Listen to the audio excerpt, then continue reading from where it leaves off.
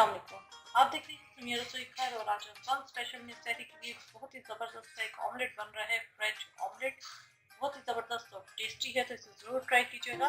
French omelette बनाने के लिए हमें जिन चीज़ों की ज़रूरत है, यहाँ मेरे पास 3 अंडे थे, इन्हें मैंने अलग कर लिया है, जर्दी अलग कर ली है और सफ़ेदी अलग कर ली है। हाफ कप चिकन है बॉयल, श्रेड कर लिया है, इसके अंदर कोई नमक वगैरह कुछ भी नहीं डालकर मैंने बॉयल किया, सिंपल मैंने बॉयल किया है।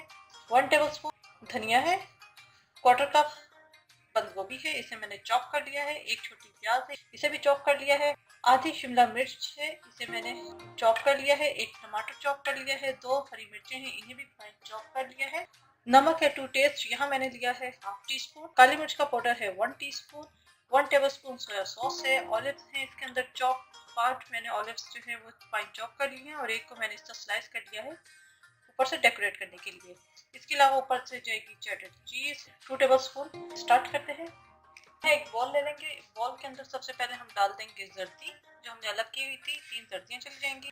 नमक, काली मिर्च का पाउडर, सोया सॉस, मिक्स करेंगे। ये मिक्स हो गया, इसके अंदर हम डाल देंगे चिकन, प्याज, बंद गोभी और हरा धनिया, शिमला मिर्च, टमाटर और हरी मिर्चें, चॉप्ड ऑलिव्स, इन सबको हम अच्छी तरह मिक्स कर लेंगे। ये अच्छी तरह मिक्स हो गया है, इसे हम एक साइड पे रख देंगे। जो एक वाइट्स थी उन्हें एक बॉल में निकाल लिया है, इन्हें मैं अच्छी तरह बीट करूंगी ताकि ये एक सफ़ेद झाग की तरह हो जाए। मैं इसे बीटर से बीट करूंगी। अगर आपके पास ये नहीं है तो आप इसके साथ इसको जो है बीट कर सकते हैं।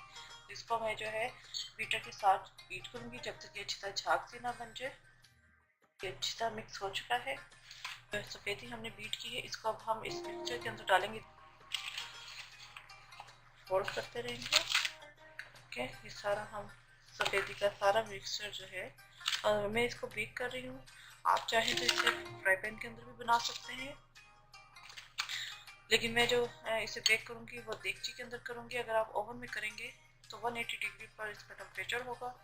जी, मैंने पहले से जो है वो गर्म होने के लिए रख दी है। मैंने केक का पैन ले लिया है, इसके अंदर मैंने ऑयल डाला है और इसे मैं हल्का सा ग्रीस कर लूँगी चारों तरफ से।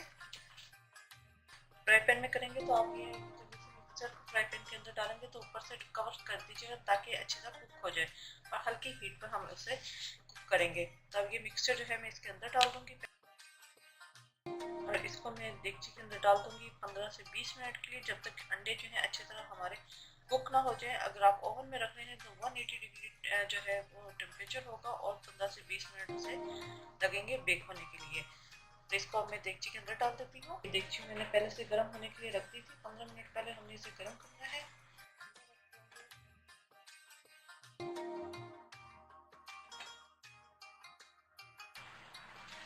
अंडा जो है हमारा हो चुका है, इसको हम जो चेक करेंगे तो कोई भी आप टूथपिक ले लीजिए, हम उसके अंदर डालेंगे।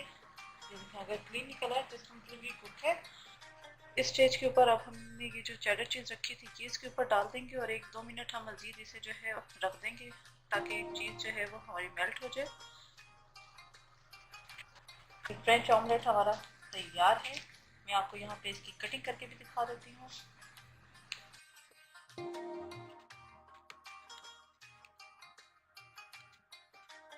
आप इसकी लुक अंदर से देख सकते हैं, मुकम्मल तौर पर पक चुका है। उम्मीद है आपको रेसिपी पसंद आई होगी। मेरे चैनल सुमिया रसोई घर को जरूर सब्सक्राइब कीजिएगा, लाइक कीजिएगा ताकि आपको नई से नई वीडियोज़ और रेसिपीज मिलती रहे। अपने फीडबैक जरूर आगाह कीजिएगा, अपनी दुआ में मुझे याद रखिएगा। Thank you for watching. खुदा हाफिज़।